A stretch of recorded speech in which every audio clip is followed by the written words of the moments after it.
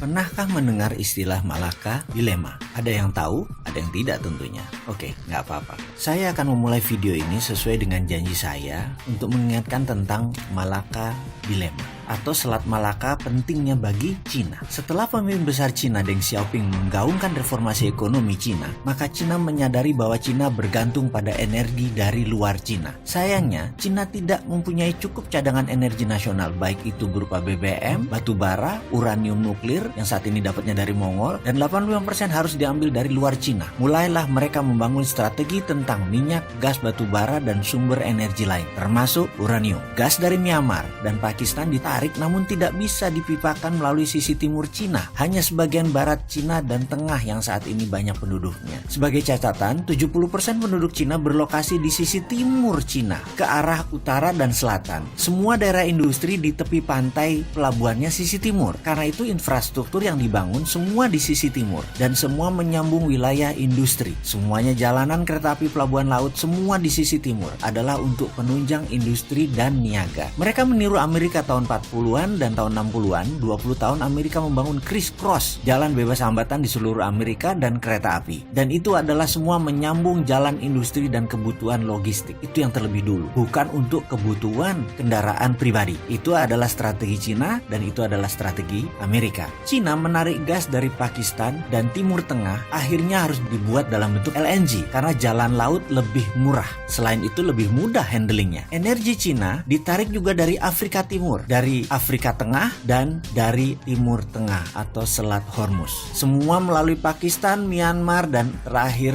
pasti lewat Selat Malaka. Yang berikutnya adalah Cina perlu batu bara dari Indonesia dan dari Australia yang paling besar. Dan batu bara tersebut semuanya lewat Selat Makassar. Strategi obor Cina, One Belt One Road Cina, ada hal yang ditarget kepada negara-negara pemberi energi Cina, yaitu pasti di trap. Ini yang namanya geopolitik Cina. Kita harus kenal sekali yang namanya geopolitik Cina. Apa buktinya Indonesia misalnya di trap? Sebentar, kita lanjut ya. Sisi tahun 2006, Cina sadar betapa pentingnya Selat Malaka, betapa pentingnya Malaysia dan Indonesia. Karena energi, minyak, dan gas merupakan 60% kebutuhan energi Cina. Maka, manuver terhadap Malaysia dengan membangun aliansi penguasa waktu itu dan petinggi UMNO, dulu adalah Najib, dan berusaha Najib adalah di tangan Cina. Cerita itu bukan cerita angin semilir. Kita tahu bahwa setiap pemerintahan, setiap pemilu, negara asing selalu berkepentingan untuk bermain. Sementara di tahun 2006, Indonesia itu masih American boy banget. Cina tetap pintar. Dia merangsek perlahan dan Cina dapat batu bara gede-gedean di zaman waktu itu. Oke, sejauh ini kita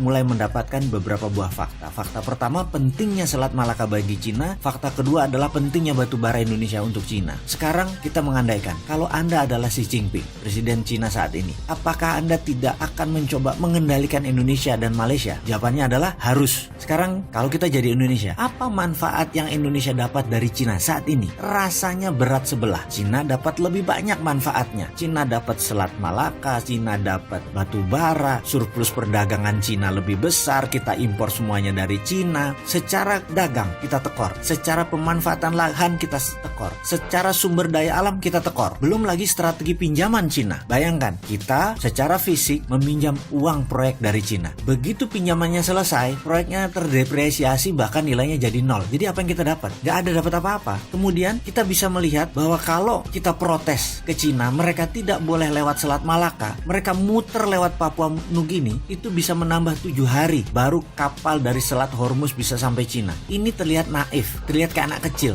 Tutup Selat Malaka, terlihat kayak anak kecil. Bayangin, kalau Selat Malaka ditutup kan bisa lewat Malaysia gitu ya. Gak apa-apa, silakan. Tapi yang terdalam lautnya tetap aja sisi Indonesia. Atau gini deh, apa yang terjadi kalau Indonesia dan Malaysia kompak menjepit Cina? Nah ini menarik, ada kata-kata kalau Indonesia dan Malaysia kompak. Jadi kalau Anda Cina, jangan bikin Malaysia dan Indonesia kompak, ciptakan konflik terus-menerus dan gampang itu. Lalu ada timbul pertanyaan, jadi konflik itu diciptakan? Jawabannya, ya iyalah. Kalau Anda pernah belajar di Lemhanas, apalagi pernah ikut Sesko TNI Polri, itu pelajaran dasar. Tapi bentar, ada LSM yang sudah diinfiltrasi dengan pemahaman barat bahwa TNI Polri itu pelanggar HAM. Ini sekali lagi, LSM itu dimainkan untuk memperlemah pertahanan dan keamanan nasional. Dan hebatnya lagi, mereka itu orang Indonesia yang gak sadar bahwa mereka itu pion strategi dari ideological warfare negara asing. Semua demi kepentingan. Disinilah peran pertahanan dan keamanan nasional penting untuk diutamakan sebelum membuat kebijakan nasional. Jangan sampai Kementerian Perdagangan perdagangan yang di depan,